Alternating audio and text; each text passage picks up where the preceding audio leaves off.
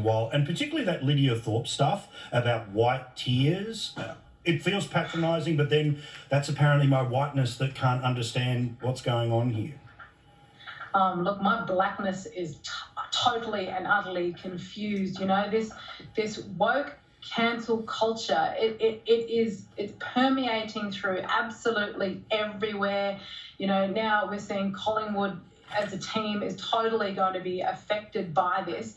You know, we have to remember the fact, like, my family comes from Yuendamu. We have the Yuendamu Magpies. Collingwood have had a long-held relationship with the community of Yuendamu. They would provide each year they would provide the uniforms for the football team, and this whole incident, this whole issue with the two individuals who wrote the report, again, the hypocrisy is there, because it's okay for one of them to racially vilify me and call me a coconut and all kinds of disgusting, horrible terms, and yet they can destroy a football club and then push the president to resign, but there's no looking at the entire situation. There's no looking at themselves as individuals. I mean, it was wrong in the first place to bring those two individuals on to write this report. I mean, I could have told Eddie what was going to happen to him. It was going to be his fate in the end. But I'm just absolutely sick to death of all of this. I'm sick to death of this woke cancel culture. It's like, everybody grab your pitchforks. I'm just wondering, okay, so who's next? Who's going to be next on the list? Who is going to be the next person to be called out as a racist? Who's the next sponsor to then pull out their sponsorship? Like, where is it taking everyone? I mean, it's all it is doing is just hand wringing. Like you know, that's all it encourages. Nothing more. But also, you know, I remember there's a photo of Lydia Thorpe in The Age just before she came into the Senate, which literally made her look like the Virgin Mary with this sort of halo effect around her, right? So I get it. She's like no one's allowed to criticise politician, right? But one more time, this is what she had to say today, and somehow wraps footy clubs, Eddie Maguire into Prime Minister must go. The pain that I saw in Eddie's eyes and the tears that I saw from Eddie, we actually refer to them as white tears. We've got systemic racism right throughout this country, and if that's the case, then, you know, our Prime Minister might want to start thinking about stepping down also. It is everywhere. It's entrenched. It's ingrained.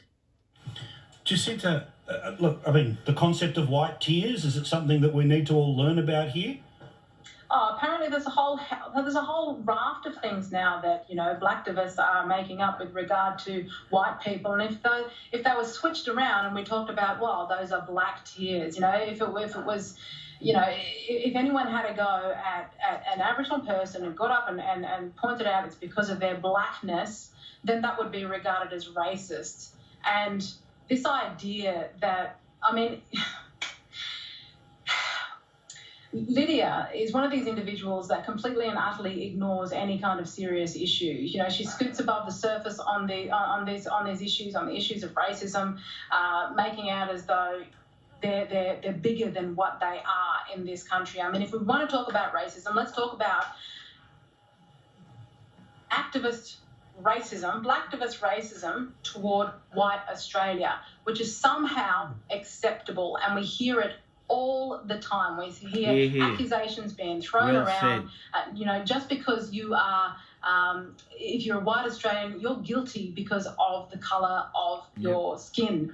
And we got no defence. You know, I guess it doesn't apply. Well, no, it applies for someone like me, even though, you know, I recognise the fact that I have also white fella. I'm a half white fella, half black fella, if you like.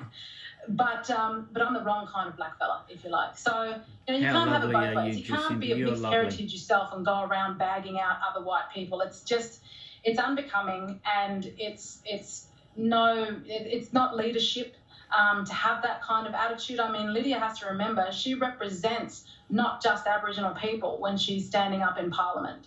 Yeah, theoretically the entire state of Victoria. Like, I know that race in and of itself becomes the heart of this for some people, but there is other things we're talking about here too. And I just, Stephen, as the lifelong Collingwood man, again, you know, I think that people get very carried away about what they think of. But the main thing is, Eddie had to go. Eddie made a mess of the press conference.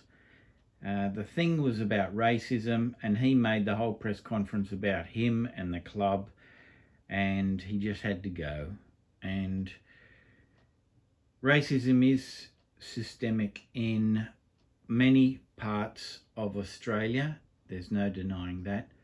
But I would say it's only about 5 to 7% of the whole country.